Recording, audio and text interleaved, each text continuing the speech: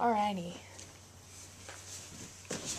So, to start out, if you just want to say your name and where you're from for the video camera. Demi, Shahan, Bird City, Kansas. Awesome. Can you tell me when and where you were born? I was born about 16 or 17 miles southeast of Bird City.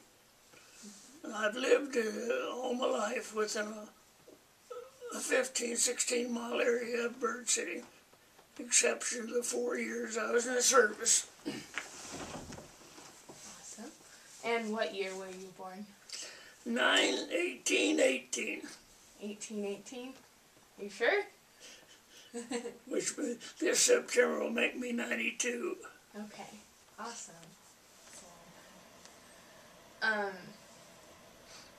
And you were a farmer, is that correct? Yes. You want to tell me a little bit about that? Oh, I actually started farming when I was in high school. We had each student that was in agriculture had 20 acres.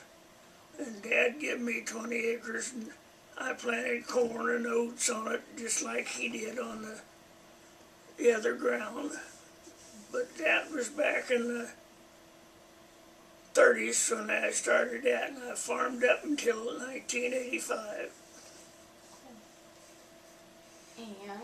And tell me a little bit about school for you.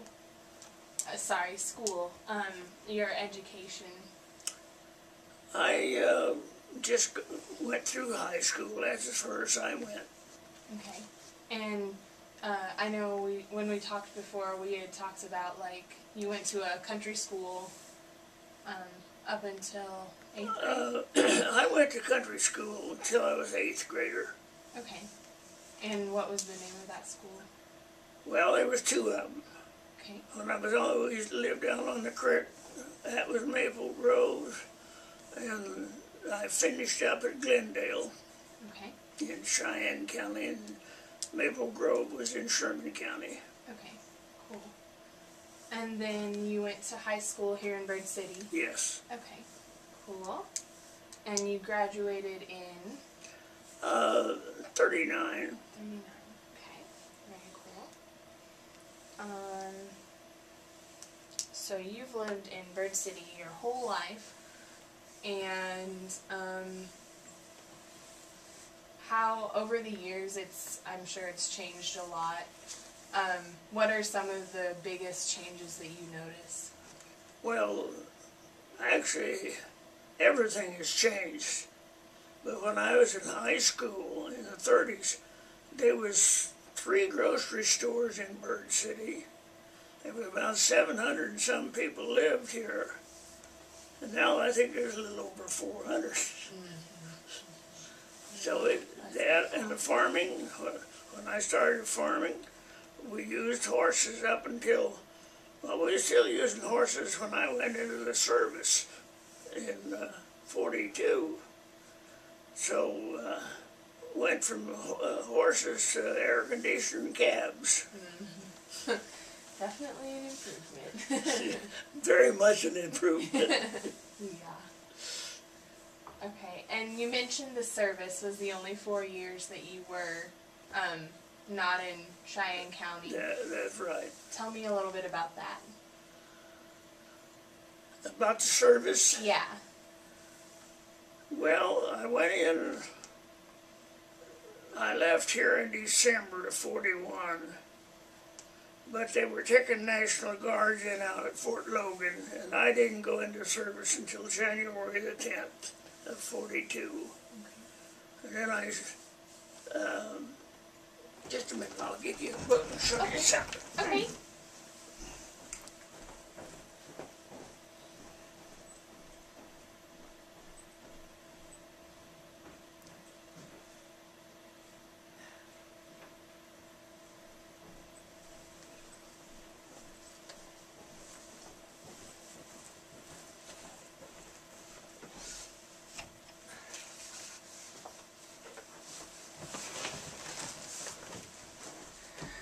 There it is. started out in Denver. I wound up in Fort Leonard Woods. Okay. Went from there up on the Alaskan Highway and back down, back to Camp Sutton, then back up here and around, and wound up in the Philippines and then come home. Wow. You traveled a long ways. I wouldn't have any idea, but it's several thousand miles, I know that. Yeah, definitely. And I know when we talked before, you talked about some of the different things that you worked on when you were at each place. When we were up in the Yukon, my outfit built 225 miles of the Alcan Highway. Cool. Very cool. And then you said you were in Australia for a while? Is that right? At Darwin. Uh-huh. And you can see there where we stopped at Townsend and went on back up around. I see. Cool. And so when you were in Darwin, what did you guys do down there? We built tank farms and air base. Okay, very cool. Very cool. And then you went up to the Philippines. Went into Luzon on D-Day. Okay. And what was that like? Luzon, Is right here? yeah, San Fernando Bay, I think it was. Okay. I think it tells there. Uh-huh. And I was there when the war was over with. We had brought our equipment for the invasion of Japan. And then I come home from there back to California and back to Fort Logan. I was discharged at Fort Logan. Now that map don't show that trip back. Uh-huh. We went in under the bridge out there. Uh-huh. So I can say I was under the bridge. I've never been over it, but I was under it. Nice. Nice. That's very cool.